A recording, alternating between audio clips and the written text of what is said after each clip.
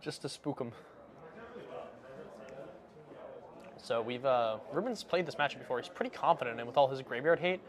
He said he's used a scavenging ooze multiple times to just attack Jamie Archdeacon's graveyard. He's gotten a Hill Spellbomb to really just crush it in one move. So, and he's got a quick clock. So yeah, his main deck seems definitely a little random enough to beat Jamie's fleet of graveyard shenanigans. Random enough to beat. You don't like the spice? I don't. It just seems like, yeah, I beat this matchup because like I have these couple of cards in my deck that I put there, you know. I mean, like, when you draw Fracturing Gust against Affinity, you're going to win because you're the better deck builder, right? Yeah, that's just how deck building works. That's just how modern, Derek's favorite format works. Not oh, bam. He'll Spellbomb right away. And there we go. Off to the races. Off to game 2 already. Here we go. You'll see Jamie has a Cryptic Command in his hand that he can maybe use to bounce that later instead of a good play. Or it'll fizzle the Cryptic Command when Ruben sacrifices it and draws a card. That's definitely a possibility. Yeah. Definitely probably the correct play. Yeah. Ruben fetching out a basic swamp. Beautiful, beautiful beta swamp. It's not even a dredge skeleton. Not even a German dredge skeleton. Here we go. Tarmogoyf. Big ol' 1/2 coming into play. Is it only a 1/2? There's only one. Oh, I lied. Oh, it's a 2/3. You better sack that artifact, bro. Jamie's gonna see if he takes the bait. Basic island gonna be the play, and we're gonna see. Cycle. Okay. Perfect. Off to the races. Okay. We're all doing things. Lots of things going on. And the suspense is killing me here. We're gonna see a suspended Ancestral Visions. You know what? I'm about to head out. Derek's dying. Can't handle commentary anymore. Can't handle the suspense. Wow, Jamie put his playmat over the playmat again. Clearly showing that he's the better player. Oh, Chalice of the Void. And double Fulminator Mage. What do you put Chalice on here if you get the chance to cast it? I would say 2. That locks out of Ruben to most of his deck. Because it blocks Assassin's Trophy mainly. Yeah, which is the most important, right? Yeah. The double Fulminator is interesting, but the fact that he doesn't have a third land is kind of a problem for that. Yep, and he not only that needs to draw a red source too, right? Because he can't cast it off that. Yeah, that's true. So he's going to take the Chalice because he can in fact play a Chalice for 1 still, and that could be quite annoying against Ruben's, maybe if he has draws multiple discards or another Spellbomb. Yeah, I think the Fulminator matters less because you can pull out of that, but if a Chalice resolves, you're sort of in like a consistent problem. Yep. Oh, Blooming Marsh and to throw the tournament back. Looks like Ruben does not have another threat to deploy. Unfortunate for him. I mean, taking the Chalice also grows the Goyf. Oh, ripped the red source. Just a natty red too, so you can't cast his Cryptic Command if you. Oh, that's also true. Oh. He needs to draw an untapped blue source if he wants to cast that Cryptic. Ruben gonna big swing in here. Gonna block, sack, blow up a land. He's gonna let that happen. Doesn't even float the mana, so I don't need that mana. Puts it in the bin. Ruben plays a land, which he's just flooded with, I believe, in his hand, as he has another basic forest. Oh, wow. Jamie, gonna draw. Gonna deploy yet another Full Metal Alchemist Mage. Run it back, I guess. I mean, the play was so good the first time. Might as well do it the second time. Ruben draws. If Fulminator 1 was so good, why didn't they make Fulminator 2? He's gonna shuffle some cards in his hand, maybe think about doing something else. Nope, attack. Oh, I don't think it matters, Jamie. Jamie takes the Overgrown Tomb, turning off Ruben's Woodland Cemeteries that are not in his deck. What? No, Swamp still works. Oh, he has a Swamp in play. It just doesn't matter. It just doesn't matter. Oh, wow, Ruben just on an army of lands. An army of lands. An army of lands. That Ancestral Vision ticking down and down. Most of the people in here are gone now as the event's rearing to a close. And it's a lot quieter. It's really nice, actually.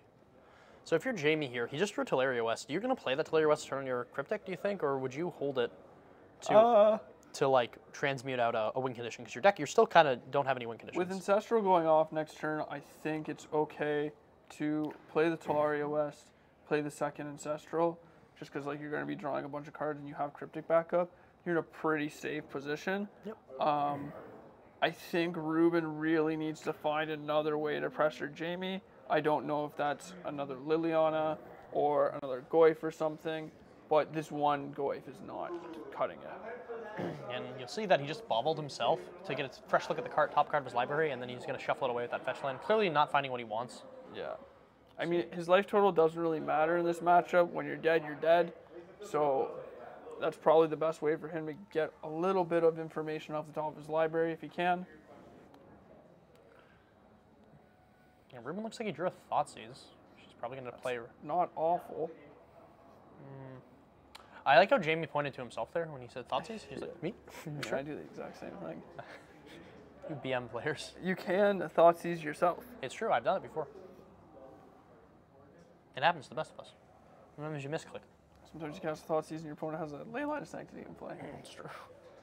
I was once playing a game of Magic against Derek in the finals of a PBTQ, and he asked me how many cards I had in my hand every turn until he killed me. I'm not saying he's a BM player, but... Listen, all right, I kept forgetting. I'm used to playing online. It's not like anything happened during that match. You just kind of sat there and did nothing. Yeah, I was playing Mardu vehicles. What do you expect? Just kind of crushed your entire team. My team? Savage. Yeah. You're all wearing KW jerseys, and I'll crush all of you. And yeah, you were wearing your sick cardigan. I was. Oh, here we go. Cycle Curator Mysteries. It's like Jamie Archdeacon doing a great impression of a truck stuck in the mud, just spinning his wheels. Wow, I was not expecting that when you started the truck in the mud part. Wow. There's the as foretold, and we're gonna probably not gonna see a living end here, as he does in fact still have that Nihil Spellbomb that is just crippling. Oh, there we go. I'll draw 3 cards, as Jamie says. Ancestral Visions. I'll draw 3 more cards that cycle and do nothing, says Jamie. Yeah, I think this is one of the flaws with this living end deck is that it doesn't really matter how many cards you draw if they just don't really do anything.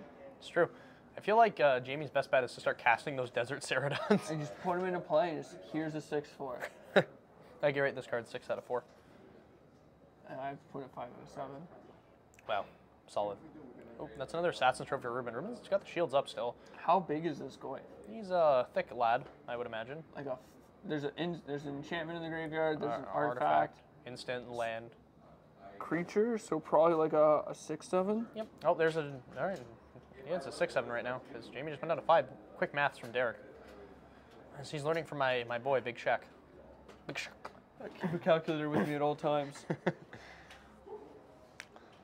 Electrodominance was the draw, so he can transmute out a living end and try to Electrodominance right into the Spellbomb. Cycle and get one thing in play and also kill the Goif.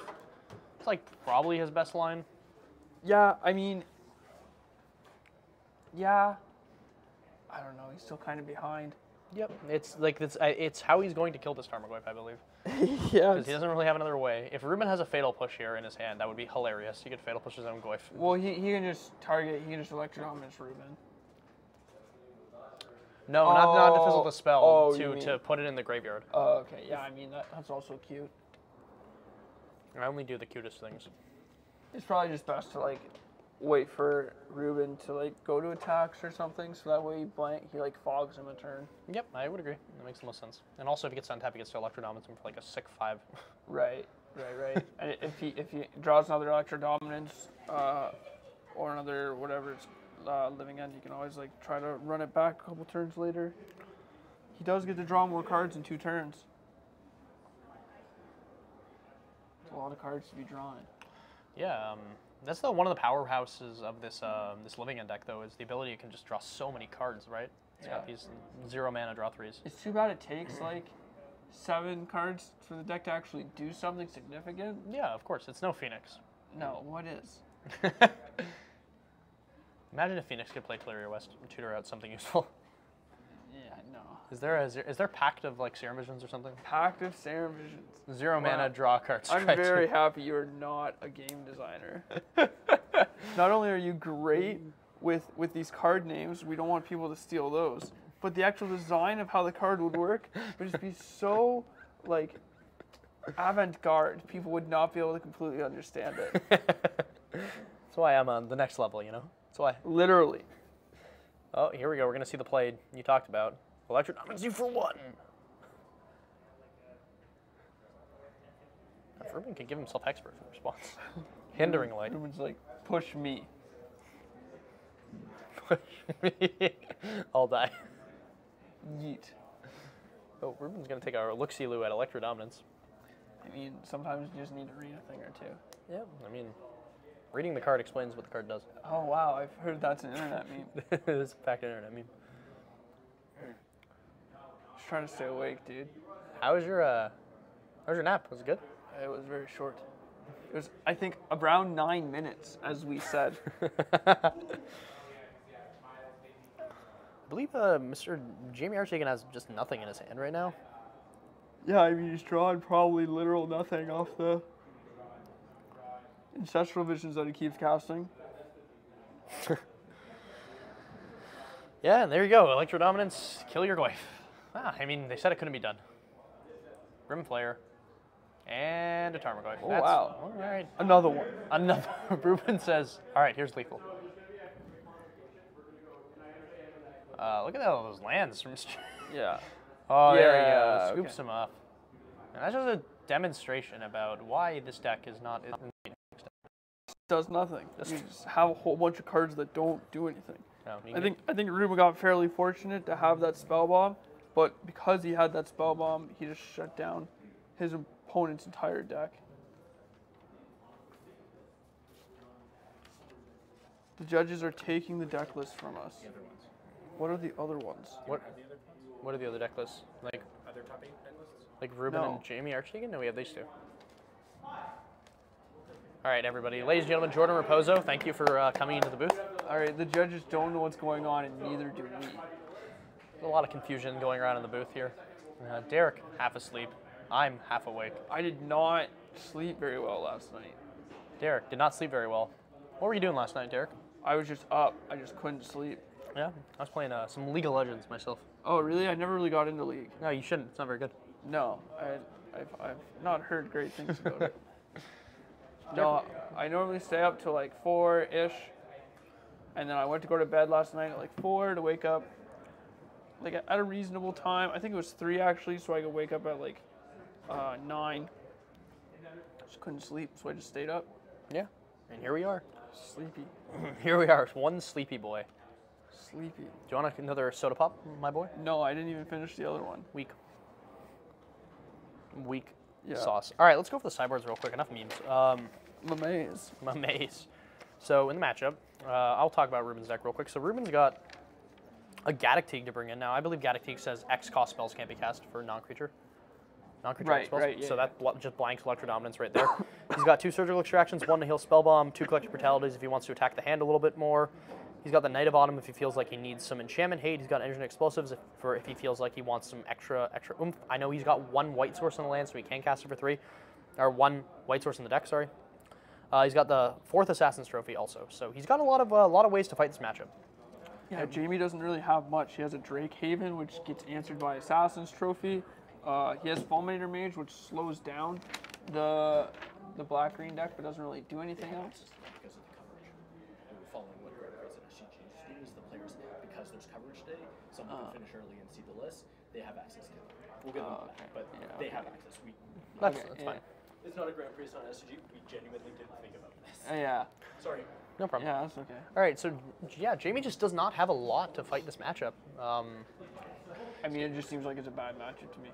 Yeah, like Jamie said earlier that he thought it was good, and I don't know if it actually is. Jamie, known for playing a variety of random combo decks, known for having a wonderful wheelie bag. Not And lunches, that looks like it's for at least 2 or 3 people, and it's just for him. I mean, he's a big guy. He could definitely eat more than I could. You definitely eat more than you are. Oh, we're not contesting that. For those at home who don't know, I am a brisk 5'7", 5'6" on a bad day. 120. Would you say you're a 5'6" today because you're tired? Oh, I'm maybe even 5'5".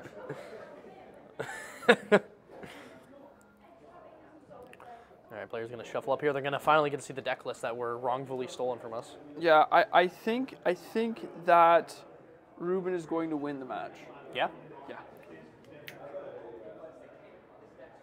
Oh, there's a charger over there. Yeah. I'm going to charge my phone.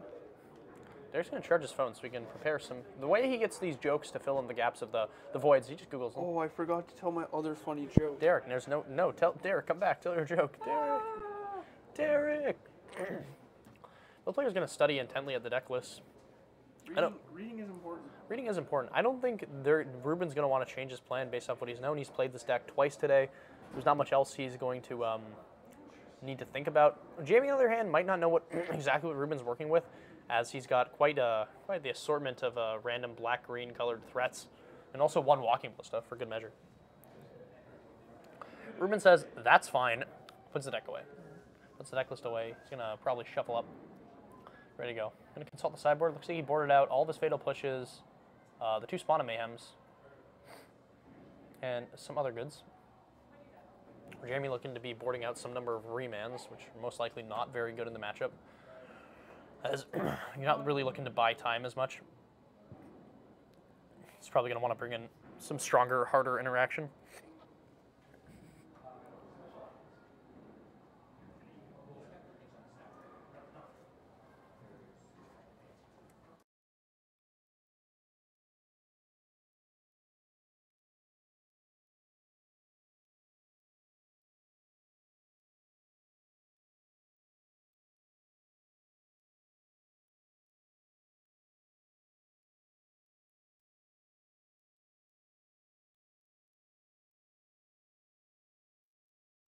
I think I can attach this here.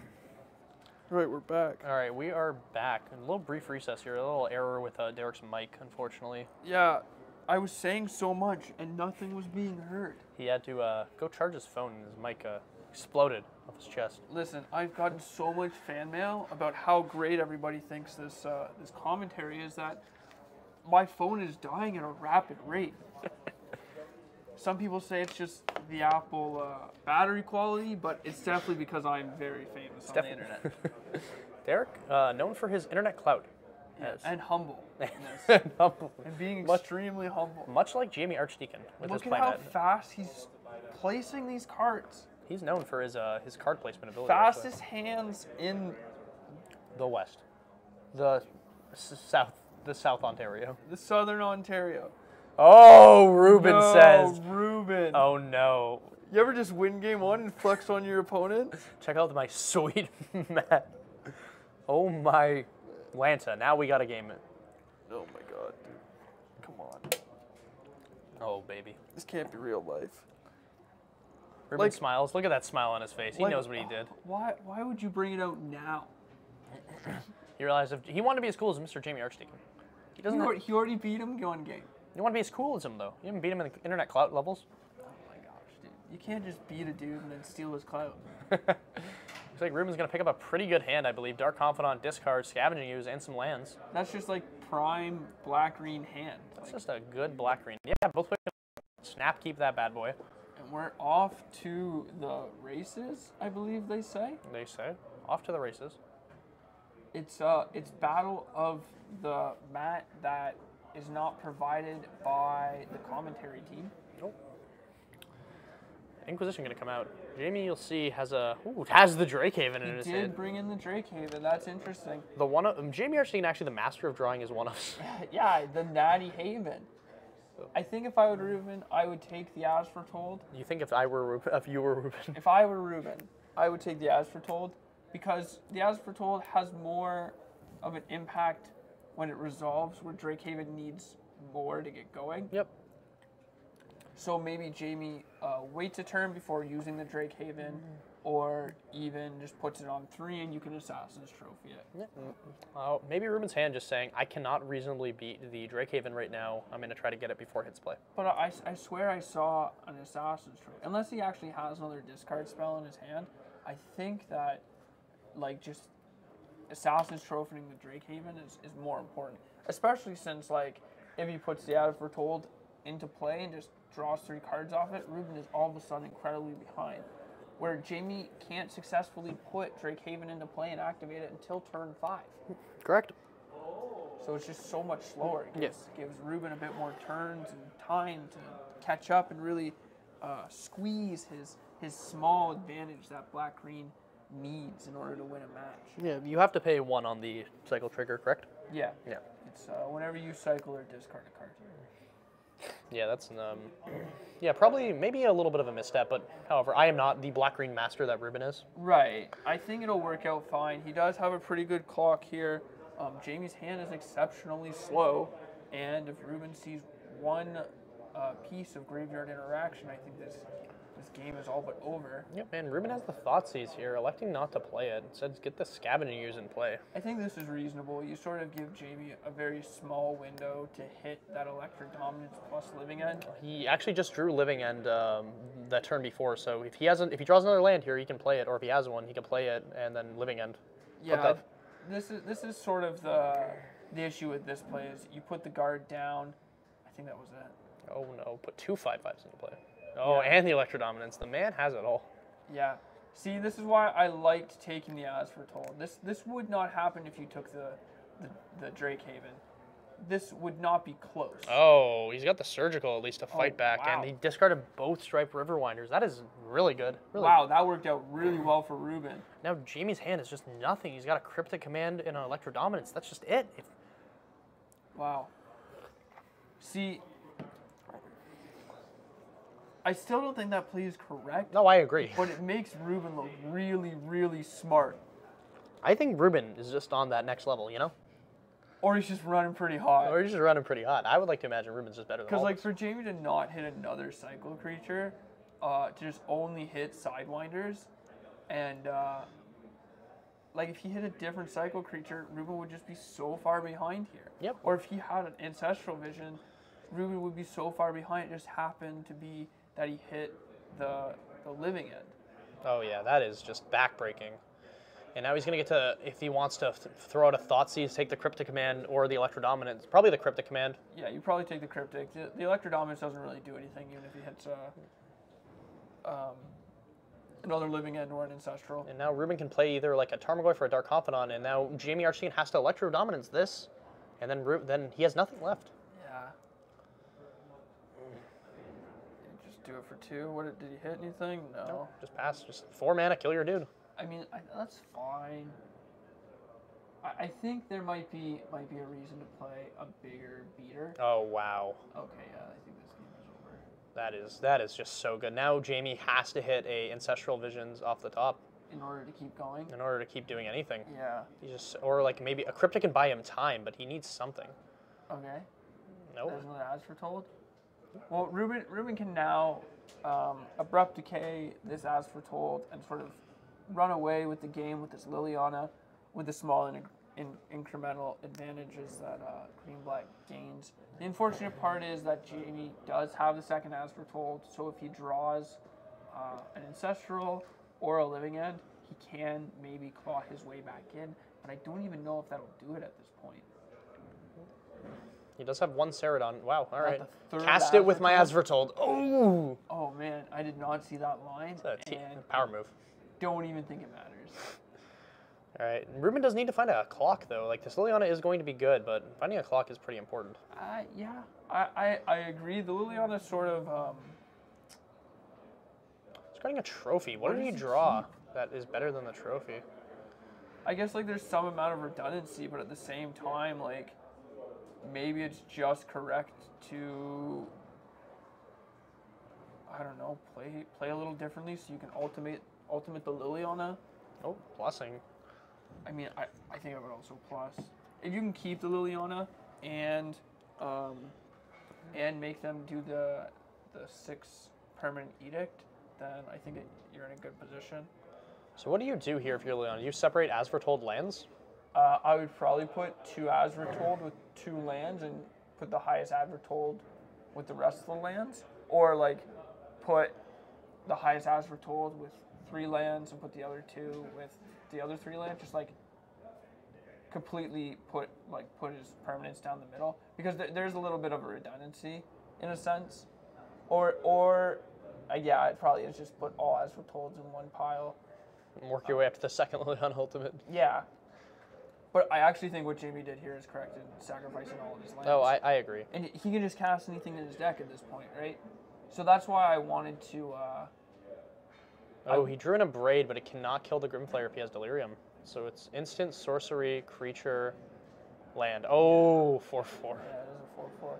I actually think that it would have been better to try to separate the Aspertolds. Yep. That way you can at least try to get rid of one of them. Yep. Because like as long as he can cast 3 spells, Jamie's technically in this, right? Yep. Whereas if you make him sacrifice maybe one and you Assassin's Trophy another one in some way, I mean I think Ruben's pretty far ahead here. Only Ruben had a Maelstrom Pulse or some sort of Silver Bullet sorcery speed card. We don't have deck list. Do we know if he I had? don't think he did. I think it's too clunky for his deck. Yeah, that makes sense. He is trying to be like a black-green aggro deck. Aggro. Attack him. He is attacking. About time. I don't know what turn it is, but we had to wait a while. Jamie is at a crisp 13. Crisp. Oh, so crisp. So crisp. The crispest, like those apples. Apple crisp. It's a delicious dessert, by the way. Oh, I'm getting hungry again. We're gonna discard now. The Abrade. Haha, I drew the Abrade. Jesus. Wow. All right, the Aspertold deck. Not very good because you have to keep taking up these Aspertolds every turn. Oh my gosh. Oh. What did he draw? I think it was a Cryptic. Oh, Teleria West. Teleria West. He can transmute it. No. That's so sick. That's kind of funny. All right, that's why the split made sense. Yeah, it all makes sense now. Ruben's a mastermind. Ruben's a genius. He knew the top card would be a braid into Teleria West. Like this can't be hard. Just like shove, see where the top of your library is, move from there. Yeah, and he has a Gaddock Teague in his hand that he can't cast right now, I believe. What? It doesn't have a white source. Oh my god. So Ruben's trying to think if he probably wants to discard this Gaddock Teague or not, if he wants to even take up his Liliana anymore. He has another card, which I'm not sure what it is. It's a green card. Probably a Traverse. No, you should. Yeah. Oh, he can traverse. He can traverse for the, yeah. Ruben, you got to tap your mana, buddy. Thank you.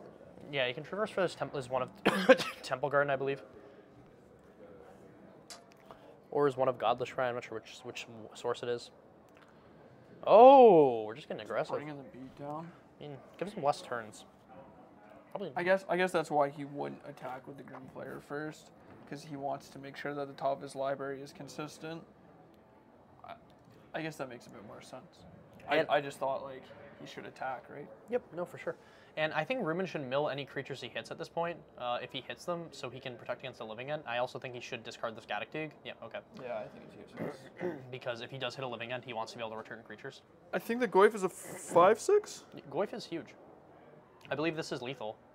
Yeah, that's going to do it. Blood Moon with the draw. Jamie Archie going to fall before the mighty hands of Ruben the Muscle Man. I heard he has a lot of muscles. I heard he's also a man. I think that's what his gender pronoun is. Wow. Well, that was definitely not exciting, and I think we correctly assessed the situation that Ruben was going to win the matchup. Yep. Definitely look very close. This round is over. We will return soon for the next round. We will return soon for the next round. The rest of the top 8 is just playing in the room behind us. Yep. So I guess we'll go check on them. We're going to take a little look at what's going on in the rest of the top 8, and we will be back. Be back at Reno soon. Be back at Reno soon.